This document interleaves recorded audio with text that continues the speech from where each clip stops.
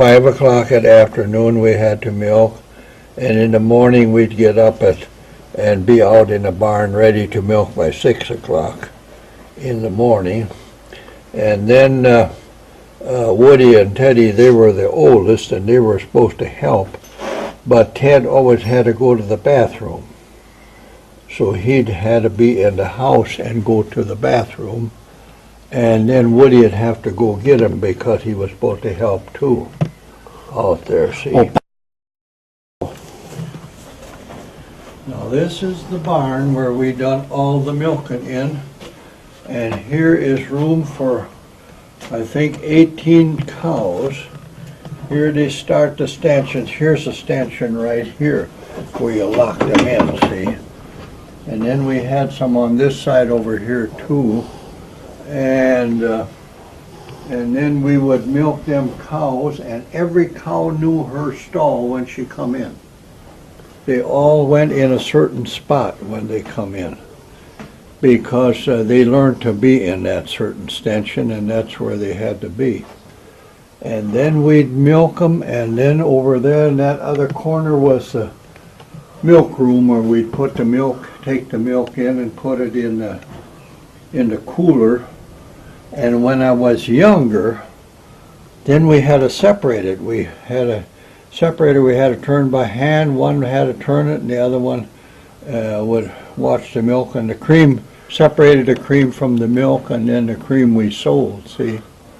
And then in latter years, then we had whole milk, see. And so this was, and then back here was the calf pen. Back over here we had calves in this pen here. And then when it got a rainy day, then we'd have to clean the calf pen, and it was about 2.5, 3 foot of manure in there. And then you had to clean it out, see, once in maybe a month or two, and then so the calves could be in a clean pen. And then after a while, in here we had pigs. And these pens right here, we had a sow in there with little pigs, and then there was 3 pens here, and then we had sows in there and with little pigs. These ground feed for the cows. And then these steps went up to the hay barn. And then you'd go up in the hay barn and you'd throw down hay for the cows, and then in the summer you put the hay up there, see. And then in the winter you'd feed them hay along the manger here. And then the silo was on the other end, and then we'd feed them silage too, you know. Silage, we had a... What's this little deal here, this little door? This was a grain bin here.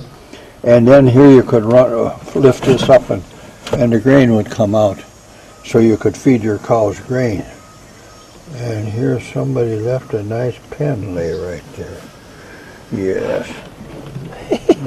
When you put, how old were you when you did that ceiling? I put the roof on that barn there, and that was about, I'd say... 5, 6 years ago. Yeah, about 8, 9, 10 years ago. And then I picked up that tin by the junk guys, that's why it's all different colors. But I put it on there, and then we had a roof on the barn. See, the barn was getting bad, and look at that fine roof there. Beautiful. And you did that about when you were 80, I remember, 80 or 81. Yeah, and then up on the top of that cupola was a horse. On the very top. On that thing that spins around. And that horse we got at home in the house. We kept that. I went up there and took it off up there. Wow. And then we got the horse, see, and then the old silo is back there, and we'd fill that with silage every year on the back end there, and then we feed the cows silage, and here's a big machine shed I built flying track. Still my Alice tractor, here it is. Loader on there, everything. And get them weeds away here so it looks nice. Man, look at that loader on there and everything. Yeah. I wonder if there's still life in the battery.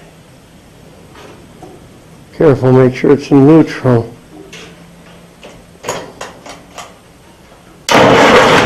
Look look at that son of a gun. Would start right off for me. Huh, pretty good. Pretty good. There was my plow. I could plow the garden and stuff with that. The old plow is here yet. And that John Deere, that's Matt's tractor sitting back there. He's got the old B here.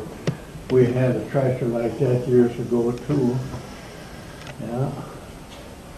There's a little stuff around here yet. And here is rafters. These rafters was when you build a building, see? And I don't know how come we got them out here, but somebody had them. Matt got a it was out by his folks' place, them rafters, and then he hauled them in here. There's a bunch on that end. Yeah. So you can build a building with them. Put these on the roof and then put your roof on there. Yep. And here he's got about 6 and he's got about 6, 8 over there. And he brought them up here from his What happened when you tied a dog to the back of the bumper? I tied him on there and then I didn't know he was there and we took off down the road. Here I think you kids had him on there or something, and here all of a sudden that dog's flying behind a car there trying to run along and he couldn't keep up, and then I seen that. Took him off of there, the poor dog. He would have died otherwise. Man, he got an awful fast. How? Where were you born at? I lived down Hollandale, Minnesota. That's way down eastern Minnesota there. My dad raised potatoes there and cabbage and onions and all that stuff for about 4 years, and that's where I was lived then when I was little, and then after a while my dad moved back up here to Lakefield. That was his home here, and then I asked my dad once why he moved to Lakefield. Well, he said when they went to Hollandale, there was quite a few people from up here went down there because they were going to make it big. And they bought some land down there, and they raised potatoes and cabbage and onions and all that stuff. It was peat ground. And then I said, well, why didn't you stay there? Well, he says we got in, the land company we bought to, they ended up and were a bunch of crooks. And so we had to get out of there. They couldn't stay there. They had it for 3 years, and then they got out of there because land company was crooked, and then, I don't know, what they done, lost their, whatever they had invested or what, but they got out of there then. They didn't stay. And he came back to the home farm? They come back over here to Lakefield again, yeah. And then, but I went to school down, I was in the first grade down there in Hollandale. And so I got to kind of know the place down there and stuff when I was little. And then we moved back. And then when we go down there to visit, then afterwards my uncle Roy Schmidt and his family stayed down there, and we'd go down in the old Model T car, and my older sister and we had a ride in the back, and my mom and pa in the front, and then Irvin, he was crippled, and Ma had to hold him, and then we'd drive down to Hollandale for a visit in the Model T. Took us a half a day to get down there with that. And we go down and visit and then come back again in a few days because I had still relation down there. Roy Schmidt stayed down there, and then Juanita, she's still alive yet. She lived in Albert Lea. We'd stop and visit her, Did she marry a man? Yeah, she was married to Clayton Palmer, and he was a minnow man. He hauled these minnows all over the country, see. Yeah. And but that Juanita, we got to visit her yet here last year. And she still lives down there yet in Albert Lea, and by golly, still doing pretty good. She's 90-some years old, yeah. She was my aunt, see. Wow. She's the only aunt I have living yet. Yeah, Juanita was my aunt, see. So now, tell me a little bit. Let's go. Come on up. Come on up here and talk. Okay, now this area out here, where Penny's house sits now, years ago was our mink yard. And we had great big long mink sheds in here, 2 or 3 of them. And we had about pretty 1,000 mink. And we raised mink for quite a few years, and that was a big thing in Minnesota. Wisconsin was really the big state with mink. They had hundreds of mink ranchers, and then the animal rights people got in there, and today there isn't a mink raised anywhere. They got in there and they done away with it. In those days, you had the mink coats, mink scarves, mink shawls, and that made the money, see, for the mink man. And now they haven't got any of that because them people got in there and they don't raise mink anymore. But we made real good money on the mink. We always had about 1,000 mink a year, and then we'd pelt them in the fall, and we'd keep about 150, 200 females for the next year, and then we had to pelt all them mink in the fall, and then we'd have to get all the fat off them and hang all them pelts up nice and dry them and stuff and sell them, and that was our money we made from them, see. So that worked out pretty nice for them years when we done it. Did you build that house over there? Yes, I built that house then after a while, and then my daughter Penny lives in, her family live in there now. And well, I moved away I think we moved to California, and then I come back, and then I built that house again there. And then you built one twice there, didn't you? Yeah, and then I had one built there before, and that got moved away. I sold it, and they moved it and set it up some other place. And that time I was building houses. I built houses and sold them, and then built them on different, in town. I built a bunch in Windham. I built some in Lakefield. And then I went to California, and I built houses out there for a few years. And but anyway, this particular house I built here that time too. And then Penny and Matt and the family live in there now, so they got a nice place. And then that one over there, even I built on the other side over here.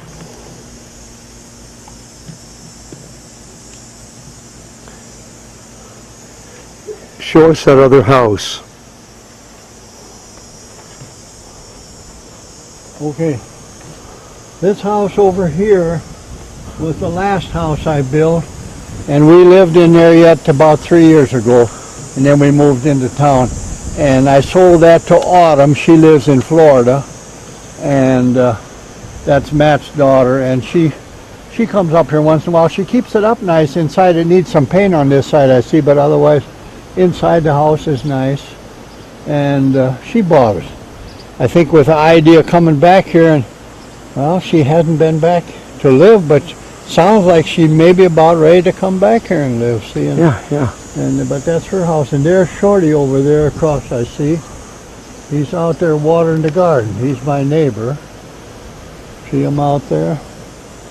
So anyway, we enjoyed it out here all the time, and then towards last we didn't farm no more. We just rented the land out, but we still lived here. And I think it's 4 years ago when we moved into Windham, and then we live in town now. So. Start on the stop, and let's talk about music a little bit. Okay, and then music. I played music from when I was already about 5, 6 years old. I played accordion. And then when I was 10 years old, that was in the Depression days. And then I had two guys I knew from, my folks knew them from Lakefield. We lived south of here about 4 miles on the home place. And they played music in Wilder. Them days they had dances all over. Well, anyway, I could play the accordion, so they took me along, and they paid me $5 if I'd play with them in Wilder there in the dances. And them days in the Depression, $5 was like gold. I mean, the folks got $5 for me playing over there, but I had to sit there till 1 o'clock at night with them guys and play music, see. And then after a while I got to playing with different groups, and then I done my own programming and my own playing, and so music always made good money for me.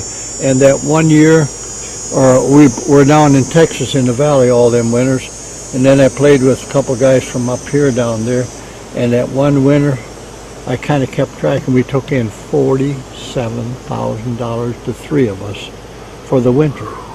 That would have been about $19 or $1,700, $1,800 a piece we took in down there. We worked, played dances every night, and then the weekends we played at big flea market down there and sell our recordings. So music has been kind of a good thing for me, because I had to do it for the family. We had a big family, and I played the music and always made some money on it. See, and then I played with.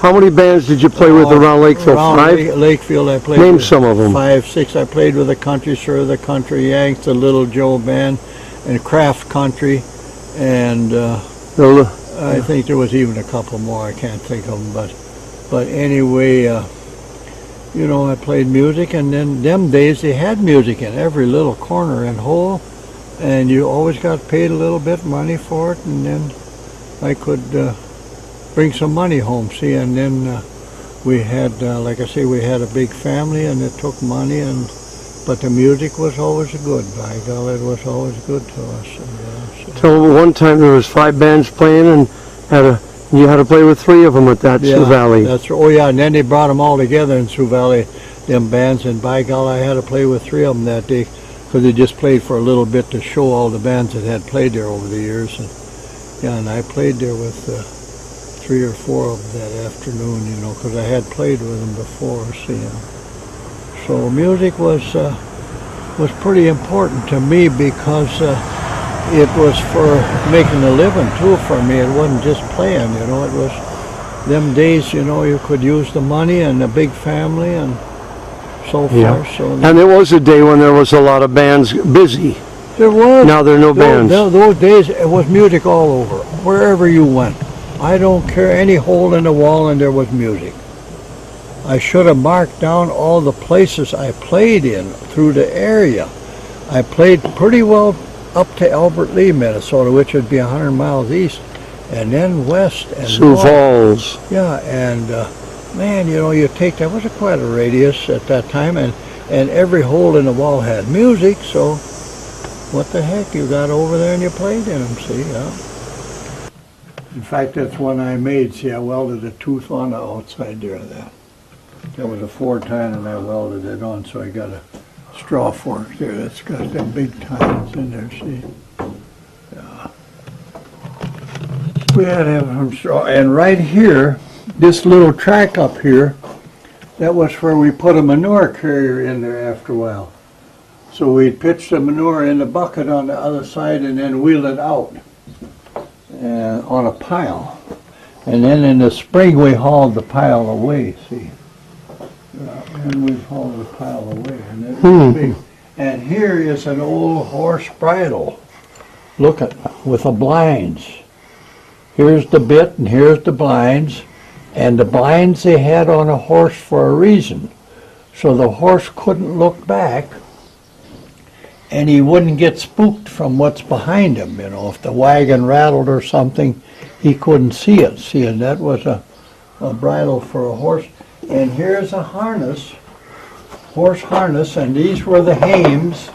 They called them hames, and then you put a collar on the horse, and then the tugs went out from the back and stuff. And That's some years back. yeah, then you work with horses. And when I was young, it was all horses. There was no tractor machinery. When I was little, it was horses, and the farmers had horses. My dad had work horses, and he done everything with horses. Looks like it's kind of fallen down a little on that other corner. You built that shed. Yeah, I built that shed out of pole barn. It's old poles I used, and then put the tin on there and stuff. There's the silo. And then we put another silo up because we could use more silage, and then that silo sits over there. And so we got a little bit of everything. Pretty well, everything else is gone.